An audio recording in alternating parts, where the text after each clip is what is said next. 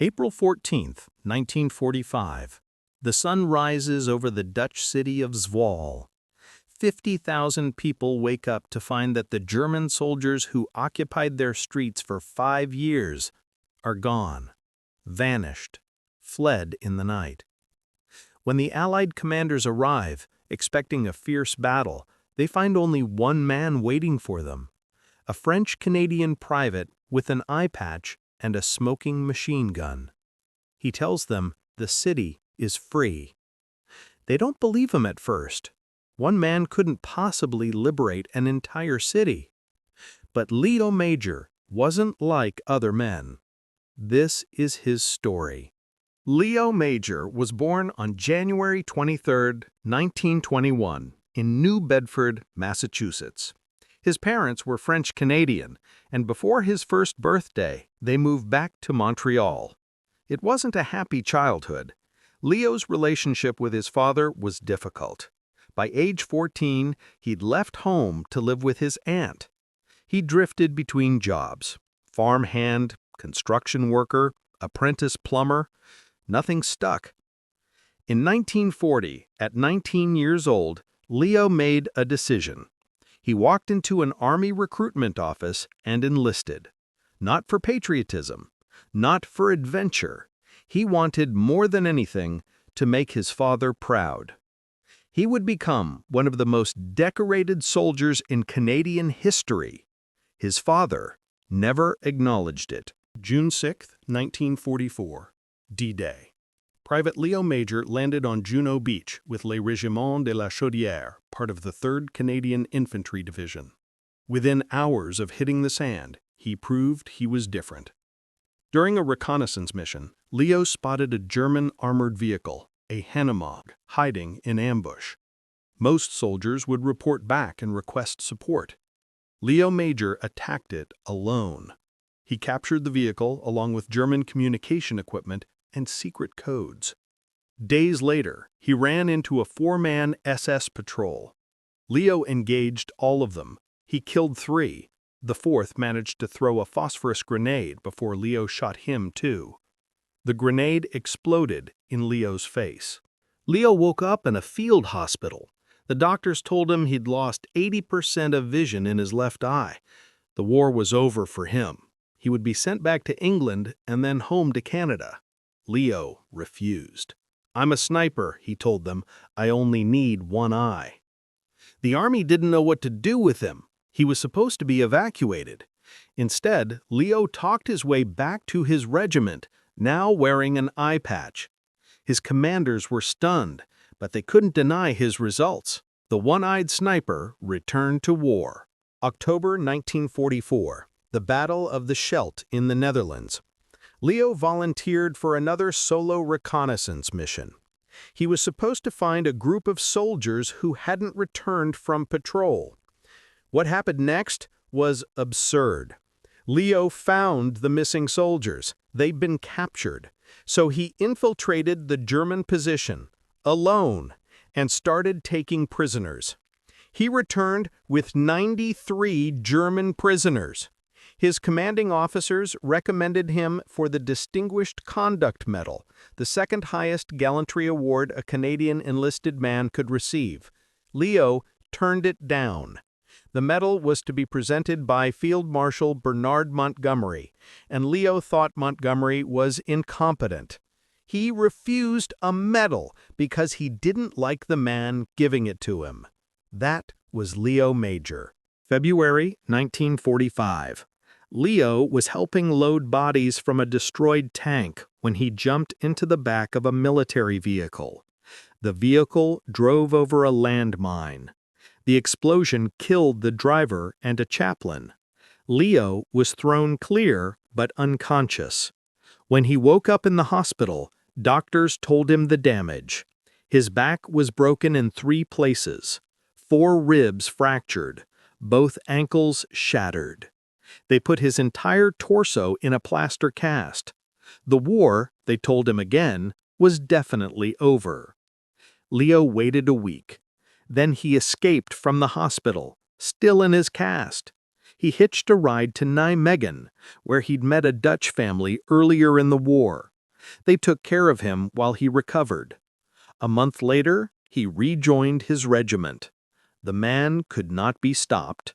April 13, 1945. The Regiment de la Chaudière was approaching the city of Zwolle in the northeastern Netherlands. The city was occupied by German forces, and the Allies planned to bomb it the next morning.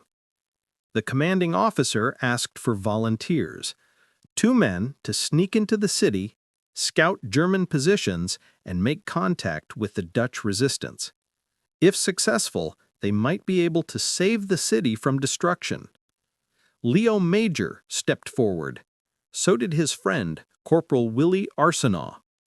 After midnight, the 2 men crept toward the city. They had a simple mission: observe and report. Maybe, if they were lucky, make contact with resistance fighters. Leo and Willy had other plans. They decided to try to capture the city themselves. They were approaching the city outskirts when German machine guns opened fire. Willy Arsenault was hit. He died in Leo's arms. Something broke inside Leo Major that night, something that had been building since his childhood. All the anger, all the frustration, all the rejection. It found a target. Leo took Willy's guns and ammunition. He grabbed his own machine gun and all the grenades he could carry. And he walked into Zwolle, alone, against an entire German garrison, to avenge his friend. What happened over the next 5 hours was chaos, pure, calculated, devastating chaos. Leo ran through the streets of Zwolle, firing his machine gun and hurling grenades. He attacked guard posts, he ambushed patrols. Every time he captured a group of Germans, 8 here, 10 there, he would march them out of the city and hand them over to Canadian forces waiting outside. Then he'd go back for more. He did this 8 to 10 times throughout the night.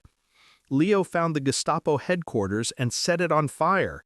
He stumbled upon the SS headquarters and got into a firefight with 8 officers. 4 died, the other 4 fled. The Germans thought they were under attack by the entire Canadian army. The constant gunfire, the explosions, the chaos, it was coming from everywhere. They had no idea it was one man. By 4 in the morning, Leo was exhausted. He had been fighting nonstop for hours. He found a Dutch family who let him rest. And there he learned the news. The Germans were retreating. They were abandoning the city. On the morning of April 14, 1945, Leo Major met with members of the Dutch resistance. He told them the city was free. When the Allied forces arrived at 9 a.m. expecting a battle, they found jubilant crowds in the streets, 50,000 Dutch civilians celebrating their liberation. The planned artillery bombardment was canceled. The city was saved. And standing there, covered in dirt and powder burns, was Private Leo Major. For liberating Zwolle, Leo was awarded the Distinguished Conduct Medal. This time, he accepted it. His friend Willy Arsenault received a memorial. There's a monument to him in the Netherlands to this day. Leo Major was the first Canadian soldier I saw on 14 April 1945, and with him came freedom from 5 years of Nazi dictatorship. That's what one resident of Zwolle wrote decades later. The war ended. Leo went home. He got a job as a pipe fitter. For 5 years, he lived a normal life. Then, in 1950, war broke out in Korea. Leo volunteered. He was 30 years old, half blind, and still suffering from his old injuries. They took him anyway. In November 1951, American forces had lost Hill 355, nicknamed Little Gibraltar, to the Chinese army. The strategic position overlooked UN supply lines. It had to be retaken. Corporal Leo Major led a platoon of 18 scouts in a nighttime assault. They infiltrated Chinese positions and attacked from inside their perimeter. Within hours, the hill was back in Allied hands. Then the Chinese counterattacked with hundreds of men. Leo's commander ordered him to withdraw. Leo's response was simple: "I'm not pulling out. Engage with mortars." He called down artillery fire so close to his own position that his commanding officer could hear the explosions through the radio. For 3 days, his men held the hill against overwhelming odds. Leo Major received his second Distinguished Conduct Medal. He became the only Canadian soldier in history to earn the DCM in 2 different wars. Leo Major returned to Canada in 1952 and never fought again. He married his wife Pauline, raised a family, and rarely spoke of his wartime exploits. His own children didn't know what he'd done until a Dutch official showed up at their door 30 years later. Like many veterans, Leo struggled with what we now call PTSD. He battled alcoholism for years. With Pauline's support, he got sober in 1990. Zwolle never forgot him. Leo visited the city many times after the war. In 2005, he was made an honorary citizen. There's a statue of him there now, a bronze bust of a sniper in military uniform, rifle in hand, looking out over the city he saved. When Leo died on October 12, 2008, at age 87, the mayor of Zwolle flew to Montreal for his funeral. Today, there's a Leo Major Street in Zwolle, a Leo Major Park in Quebec. Every year, the people of Zwolle hold a ceremony to remember the one-eyed Canadian who freed them. Leo Major's story sounds like fiction. A one-eyed soldier who refused to quit. A man who survived being blinded, blown up, and shot at more times than anyone could count. A private who liberated a city of 50,000 people by himself. Historians have verified every part of it. "You're talking about Rambo before Rambo was a movie," one historian said. But Leo was real. And unlike Rambo, he went home, raised a family, and lived a quiet life. He didn't want to be famous. He just wanted his father to be proud. In the Netherlands, they still teach his story in schools. A kid an ocean away from Montreal, Canada, can tell you who Leo Major was. Sometimes the people who forget heroes are the ones closest to home. If you enjoyed this story, hit that like button and subscribe for more incredible true stories from history. And let me know in the comments, had you ever heard of Leo Major before this video? I'll see you in the next one.